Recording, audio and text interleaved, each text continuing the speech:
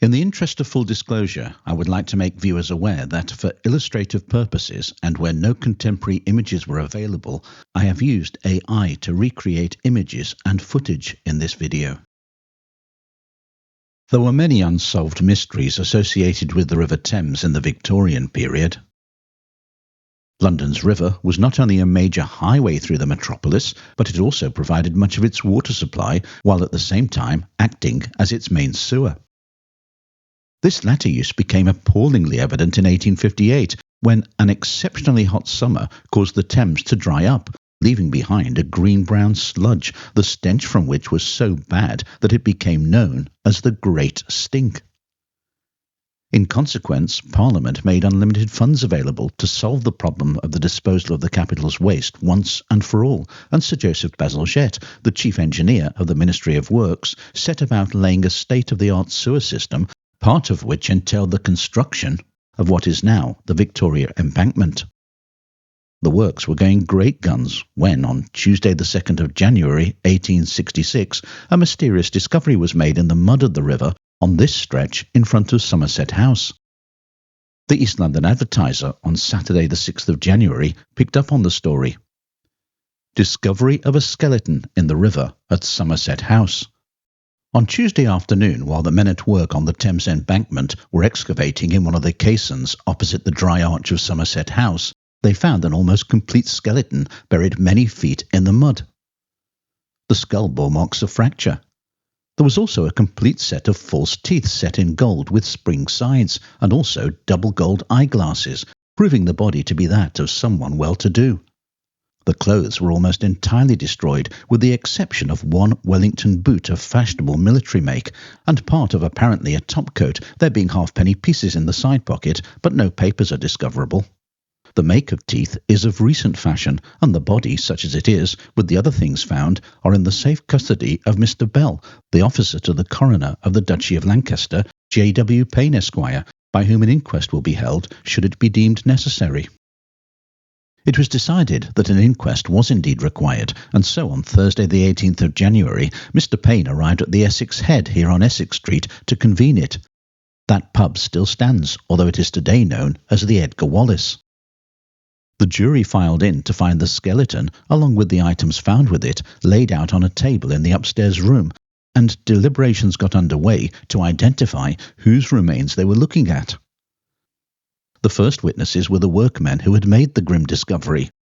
Mr. Bell, the coroner's officer, then stepped forward and showed the court the items that had been found with the skeleton. Firstly, he produced a double set of false teeth mounted in gold, the upper row of which was, to quote the newspapers, perfect, whilst there was room in the lower jaw for 8 teeth.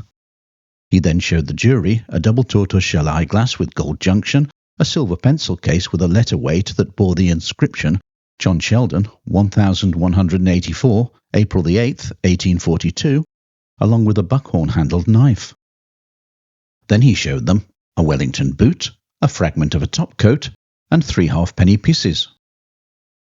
Finally, the court was shown a patent key marked Chubb, St. Paul's Churchyard, number 29. Mr. John Chubb of said lock, key and safe maker was called to testify, and he told the court that his company had supplied 30 such keys with 5 locks to one of the government offices in March 1839, and since records were kept of who the numbered keys had been issued to, they should be able to trace who the possessor of key 29 had been. So saying, he left the room to return to his shop to examine the company's records. The final witnesses that day were William Watts, the pierman at Waterloo Bridge, and Inspector Dell of the Thames Police.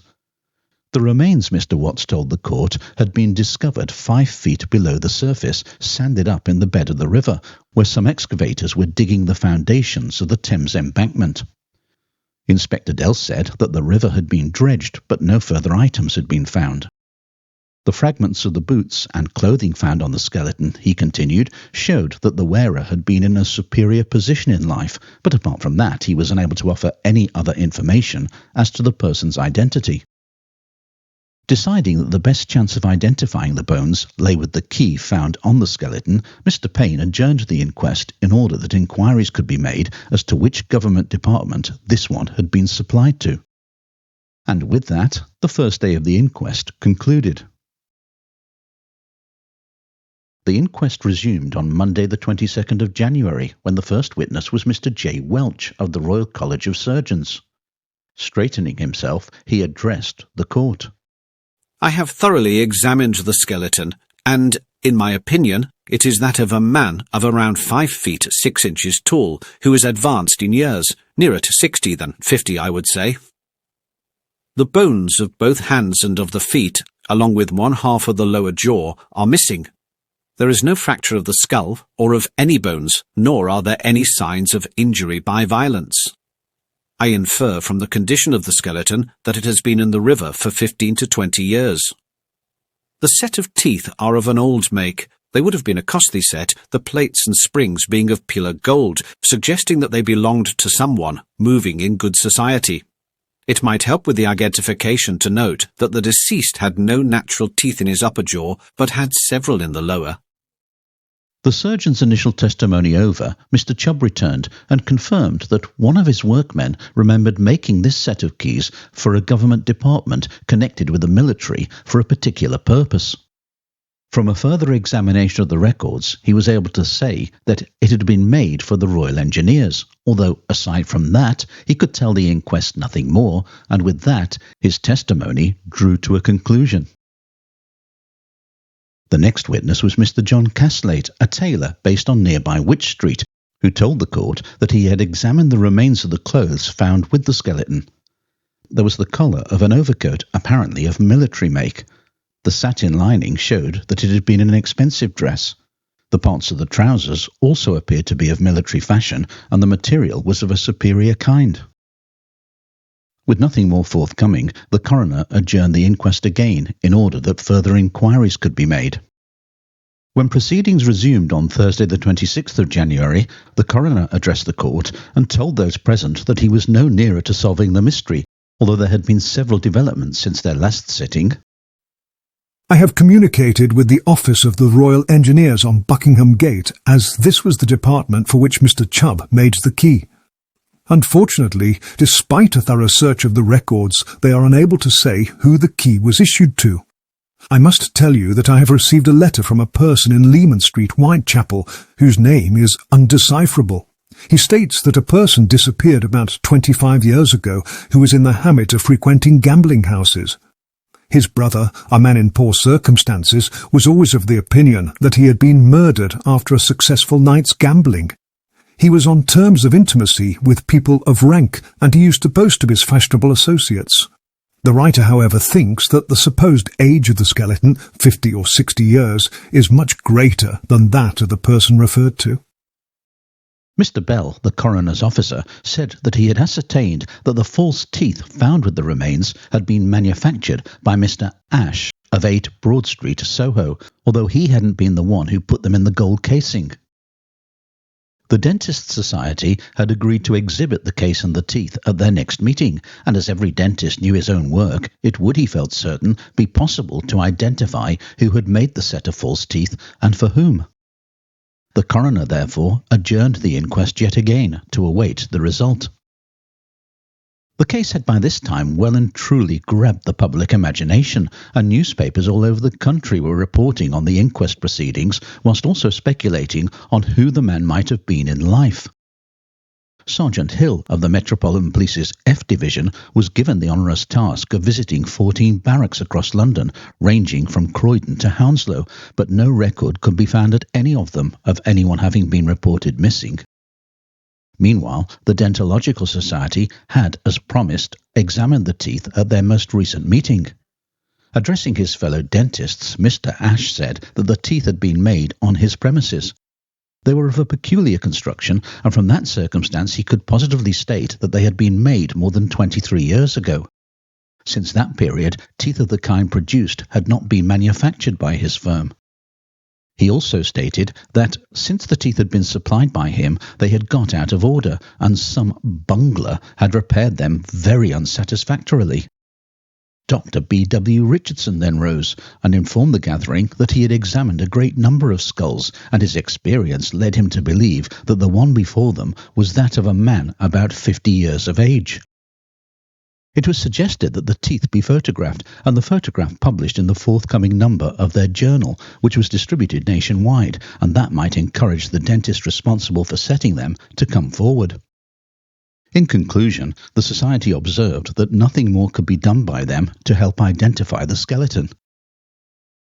All lines of enquiry had drawn a blank, and there was little more that the coroner could do other than conclude the inquest, and so on the afternoon of Thursday the 8th of February, the jury filed back into the Essex Head.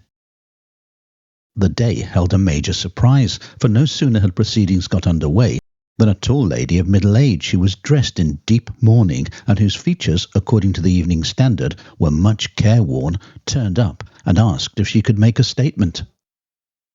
The coroner having agreed to her request, she was sworn, and then she turned and addressed the court. My name is Harriet Elizabeth Cleffin of number 160 Goswell Road. In the year 1851, my husband, to whom I had been married but 13 months, suddenly disappeared, and from that time down to the present I have never received any tidings of him. He was about 50 years old and was an architect and a surveyor with chambers in Duke Street, St. James's. He was last seen in Blackfriars Road, and consequently he would have had to cross one of the bridges to get to his chambers. He was in very good health, but very desponding. At the time of his disappearance, I had a baby, only a fortnight old. How did your husband dress? He used to dress well, fashionably. His clothes were well made. During our marriage, I did not see him very often, sometimes once in a month, for I resided in the country principally. Does this pencil case seem familiar? He used to carry a pencil case with a letter weight. This is very much like his pencil case. I could not positively swear to it, but I never saw one more like it. Did your husband wear false teeth? I did not know whether his teeth were false. He never told me so. But you, as his wife, must have known if his teeth were false. I did not see very much of him. He used to keep his teeth closed in a very peculiar way, and I never saw them much opened. Was his sight good? He used to wear glasses, tortoiseshell glasses. These are not like the ones I remember. He used to wear them prominently forward. He had a full nose, Roman I think you call it. It was high up. Turning to Dr. Welch, the coroner asked him if the skull corresponded with that description. The doctor replied that, from the configuration of the skull of the skeleton, the person must have had a very high Roman nose. Mr. Bell then showed her the knife and asked her if it looked familiar. My husband used to carry a knife, although I recall it as a white-handled one, so I can't say whether he carried a buckhorn one like this one. Mrs. Cleffin ended by informing the court of a predicament her husband's disappearance had left her in. Property has been left to me on 2 or 3 occasions since my husband's disappearance, but I could not get it, owing to the fact that no tidings have ever been obtained as to whether he is dead or alive. Her testimony over, the coroner proceeded to sum up. Of the thousands of cases that have come before me, I have never had one which excited so much general interest as the present one. I have received letters about the skeleton from all over the country, but none has offered any conclusive proof as to the person's identity. The government departments and the police have given me every aid and have done all that could possibly be done to clear up the mystery. But a mystery it remains. With regards to Mrs. Cleffin, it should be observed that the unfortunate lady has not clearly identified any of the things, and she knew nothing about the teeth, so it seems unlikely that the remains are those of her husband.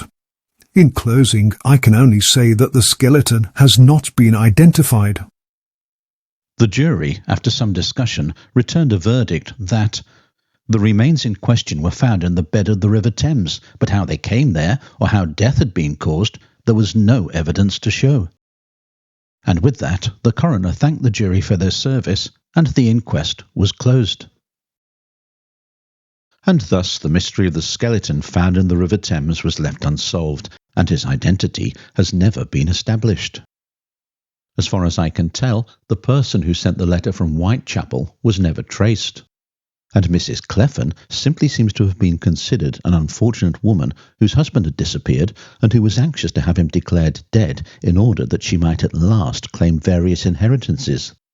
She does seem to have had quite a strong case for claiming the remains as being those of her husband, but neither the coroner nor the jury agreed. As for who else it might have been, several disappearances of military personnel were reported in the 1840s and 1850s, but the ages of the missing people were much younger than that of the skeleton, and reading the newspaper accounts, it is evident that they were either deserters or else had absconded with large amounts of money from their superiors or from the public purse. Thus, the identity of the man whose skeleton was found in the mud of the Thames remains one of the many secrets to which London's river is the silent guardian. Even the fate of what was left of him is uncertain, as once the jury had returned an open verdict, the newspapers lost interest in the case.